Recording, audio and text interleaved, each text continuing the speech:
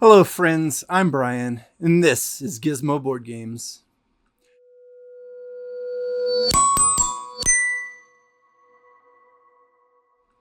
Today, I am reviewing a new Button Shy game called The Walking Dead Surrounded.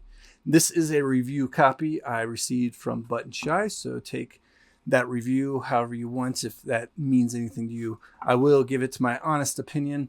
I just wanted to let you know that I did receive this as a review copy, so I did not pay for this game as I have a bunch of other Button Shy games. So I will give this my honest review. I just wanted to preface that this is a review copy that Button Shy was nice enough to send to me for this review.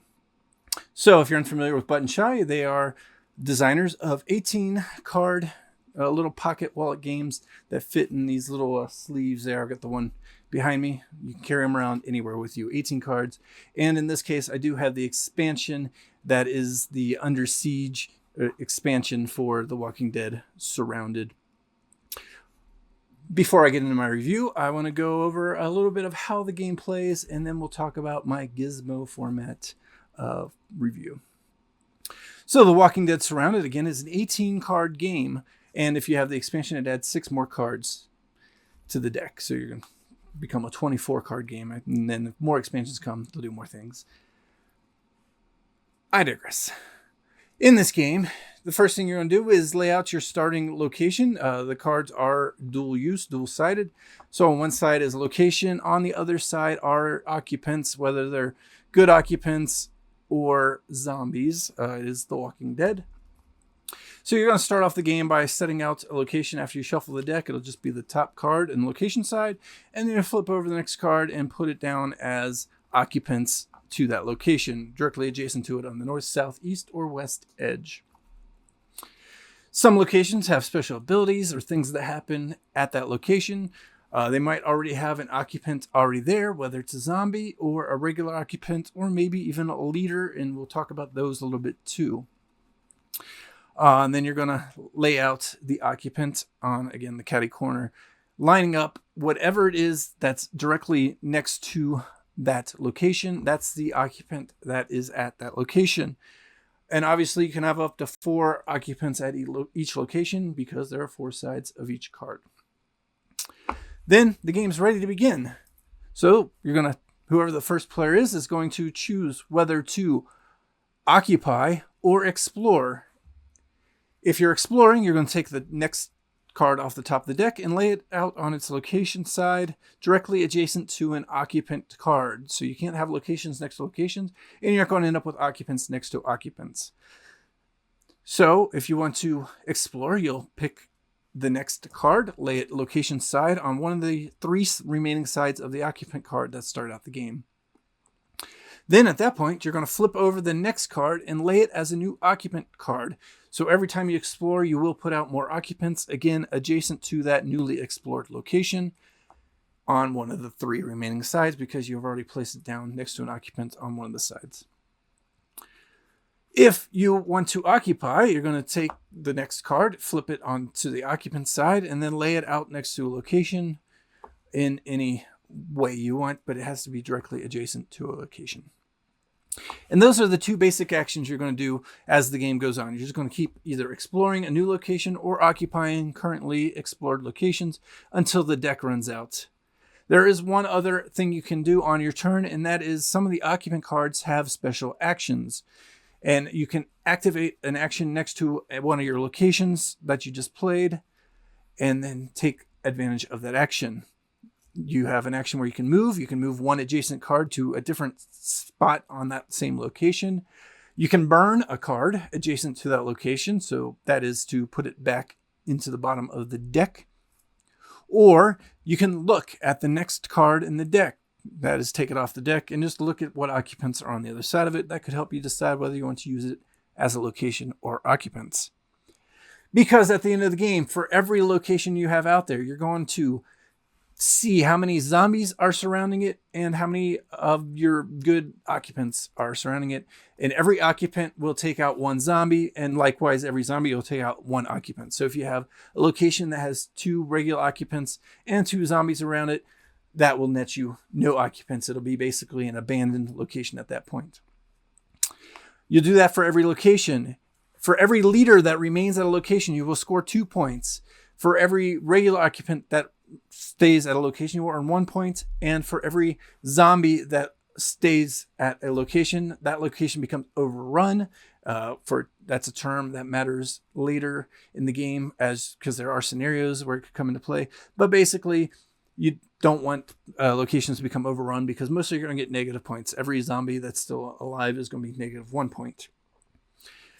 Leaders will also cancel each other out at locations, so you don't want to have too many leaders at any given location. You only want one leader in any given place typically, so they will also cancel each other out. So you got to be aware of that when you're trying to come up with occupants. But that's all you're going to do, is just count up how many points you get for each location. Plus, if a location is surrounded, some of the locations have icons in little boxes, and you will score an additional point or more for those locations if they're not overrun and they are surrounded, i.e. all 4 sides have an occupant on them. So you're just going to manage the game like that. It's cooperative, so everybody's going to take a turn passing the deck around and then score how many points you can. That's the whole game. You're just trying to lay the cards out in a way that scores you the most points. I did mention there are scenarios. In the scenarios, you are going to have different objectives you're going to try to achieve, and maybe different starting setups. I haven't got fully into the scenarios. I've done a couple of them. So the icons matter a little bit more in those scenarios as well, and your objectives kind of change, but in the end, you're still trying to just score more points and meet the objectives of the scenario. It's been a fun game to do. And again, I mentioned there is an Under Siege expansion that adds a new kind of occupants and new locations with abilities. I haven't really got into that one a whole lot. I think I threw it in once, but basically it's got some occupants that can shoot the zombies. So that's pretty neat. And the scoring changes because you got more cards, so more chances to get more points. So therefore you got higher scoring objectives to meet. And that's how you play the game. I'm going to go ahead and get into my gizmo thoughts on The Walking Dead Surrounded. Starting with G, is the game any good? I do like The Walking Dead IP. I stopped watching halfway through the series because of just getting samey and dragged on and on. But I do like the zombie experience. I like the idea of a cooperative game in that IP. I did have the old Dead of Winter, which was a semi-cooperative game of the same kind of theme. And so I like the idea. I was happy to jump on getting a review copy of this game when asked, because I was very interested in a 18 card cooperative Walking Dead game. However, is the game any good? I'm not a huge fan, I'm going to admit. In the end, you're just flipping cards and trying to score a bunch of points. It's supposed to be 1 to 4. I'm not sure I want to play this with more people again. It didn't change anything. I did play it in a group because I didn't want to just play this one solo, since it does have the multiplayer mode, but the game's the same. It doesn't matter other than who's flipping the card off the top. It did add someone else to think through things, but this is along the similar button shy games of like Sprawlopolis, Agropolis, and those where, like, sure, you can play with more people, but it doesn't really change anything. I'm happy to play this one alone from time to time.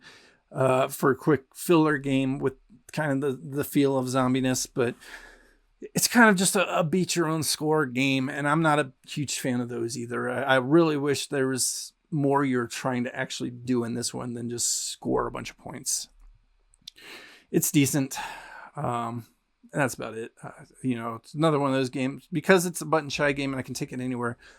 I'm happy to take it with me and play it from time to time. And I really want to explore the scenario book. They don't change the game, like I said, other than how you're approaching what you're trying to do with different objectives and maybe setups. So I do like that that's included. If that wasn't included, I'm not sure I would even think this semi-highly of the game, if it's any good. But because there's plenty of scenarios to explore, and there are more in the expansion module as well, I'm happy to explore those scenarios and keep playing the game slightly differently with different objectives. But it's an okay time filler game, and that's about it. I prefer Sprawlopolis to this and the other similar games, but this is another one in those veins. And if you like the IP, The Walking Dead, it does kind of give that vibe in that game. So maybe it'll fit your needs more than Sprawlopolis in that case. All right. Ingredients. What do I think about the ingredients? I actually enjoy them. The card stock is the same Button Shy card stock. It'll hold up for a bunch of plays, I'm sure. I really like the art. Every location has very detailed artwork on it. The zombies, all the occupants are individualized. They're not just a standard icon. They are all drawn out differently. I really appreciate all the work that went into the art. So ingredients get a pretty good boost on this one because a lot of effort went into it. I really appreciate the artwork of this one specifically. And then the cardstock's similar, Button Shy cardstock. So that's it for the ingredients, but I really, really do appreciate the art and effort that went into this.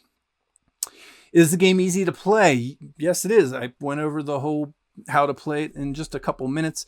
Basically, you're laying out a card and making strategic decisions on placement of both locations and occupants, and then using some abilities to try to help you out and maybe taking advantage of some of the location powers as well.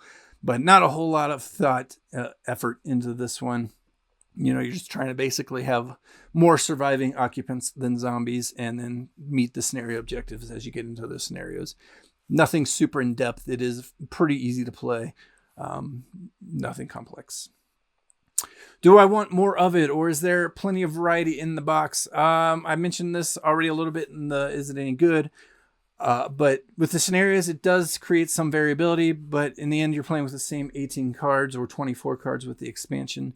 And so you're going to get a lot of the same gameplay feel, and you might try it kind of, suss out the best way to play it as you get more and more familiar with it. But the scenarios do add some variety. So I think it's got a decent amount of replayability, but nothing spectacular, as is usually pretty common with these Button Shy games. There's only so much you can do with 18 cards to add a bunch of variability to the game. And originality. Is it original? I mean, the IP is not. Zombies have been around forever. I mentioned that it feels similar-ish to other of these layouts, your tableau connectivity games, Sprawlopolis, Agropolis. So not super original, but I do like the concept of a cooperative zombie game in this card format. So a little bit original, nothing super original about it.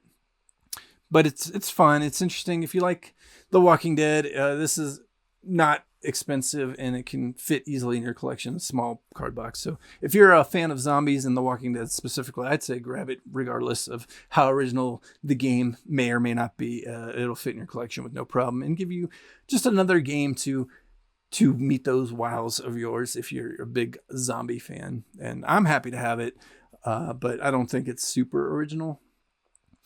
So that's my my Gizmo review. What's my final thoughts on it? Actually, when I put the numbers in, I thought it was going to be lower, but really it came out to a 3 out of 5 Gizmos. And again, a lot of that's from the art, and it's pretty easy to play, quick and fun. And that offsets the fact that I wasn't super stoked about the gameplay overall.